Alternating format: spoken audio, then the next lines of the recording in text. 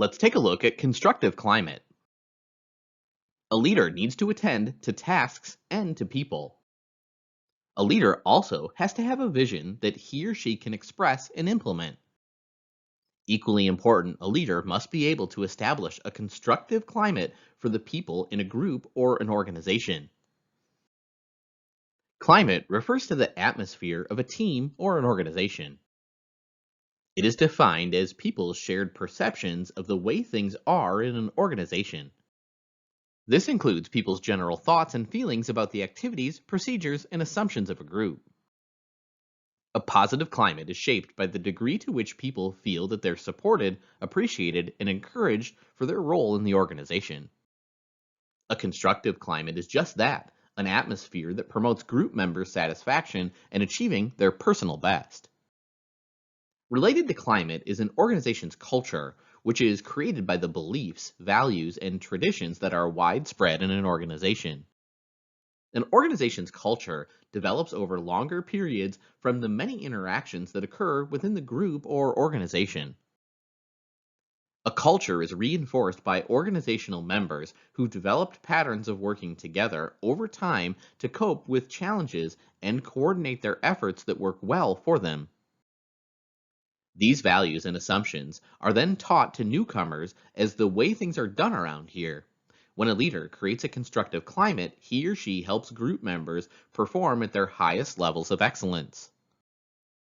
To create a constructive climate, a leader needs to consider four factors: providing structure, clarifying norms, building cohesiveness, and promoting standards of excellence. Because working in groups can be chaotic and challenging, it's helpful when a leader provides a sense of structure for group members. Providing structure is much like giving group members an architectural blueprint for their work. The drawing gives form and meaning to the purposes of the group's activity.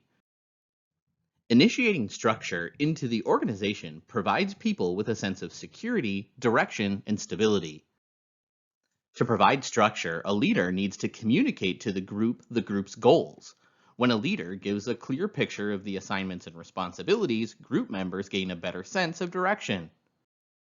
For example, soldiers in the military are given orders to carry out a specific mission. The mission describes the assignment towards which they're working, and it provides the organization to the rest of their activities. A leader also provides structure by identifying the unique ways that each individual member can contribute to the group. The leader helps followers understand their roles within the group and how to be productive group members. Effective groups use the talents of each individual and, as a result, accomplish a great deal. This is known as synergy, when the group outcome is greater than the sum of the individual contribution. The challenge for a leader is to find how each individual group member can contribute to the group's mission and to encourage the group to recognize these contributions.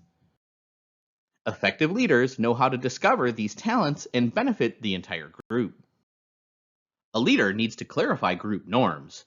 Norms are the rules of behavior that are established and shared by group members. Social psychologists have argued for years that norms play a major role in performance and effectiveness of groups. Norms are like a roadmap for navigating how we're supposed to behave in a group. They tell us what is appropriate or inappropriate, what's right or wrong, and what's allowed or not allowed. Norms do not emerge on their own. They are the outcome of people interacting with each other and with the leader.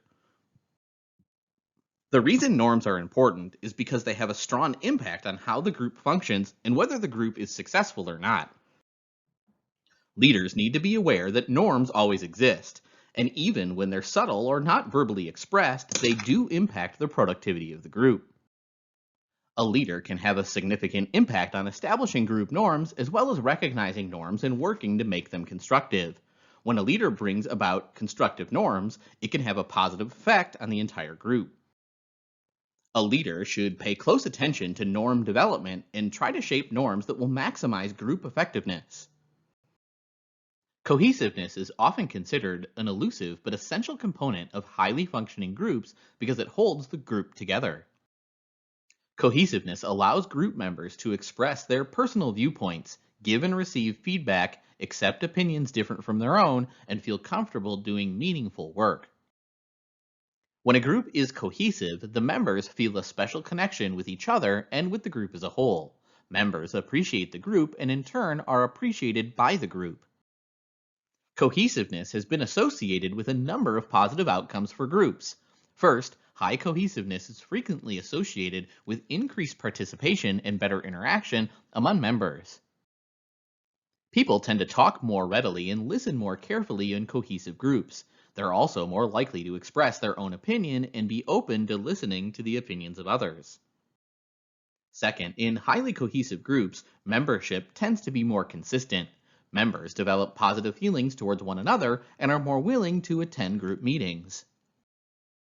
Third, highly cohesive groups are able to exert a strong influence on group members. Members conform more closely to group norms and engage in more goal-oriented behavior for the group. Fourth, member satisfaction is high in cohesive groups.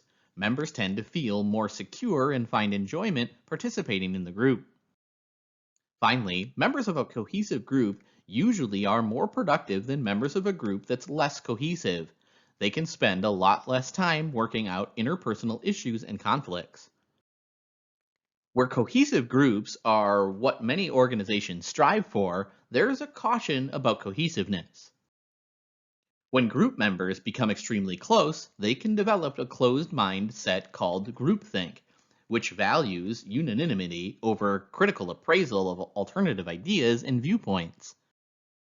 It's always helpful in a group to have one or two members pay attention to the tendency to become closed off to outside input and ideas. Group cohesiveness does not develop instantaneously but is created gradually over time. A leader establishes a constructive climate by promoting standards of excellence. Standards of excellence are expressed and implied expectations for performance that exist within a group or an organization. In essence, standards of excellence refer to the established benchmarks of desired performance for a group. Giving constructive feedback is a must for a leader if they're going to help group members maintain standards of excellence. Constructive feedback is honest and direct communication about a group member's performance. It's not mean-spirited or paternalistic, nor is it overly nice or patronizing. Constructive feedback helps group members know if they're doing the right things in the right way and at the right speed. Although it's not easy to do, giving constructive feedback is a skill that everyone can learn. When done correctly, constructive feedback allows group members to look at themselves honestly and know what they need to maintain or improve.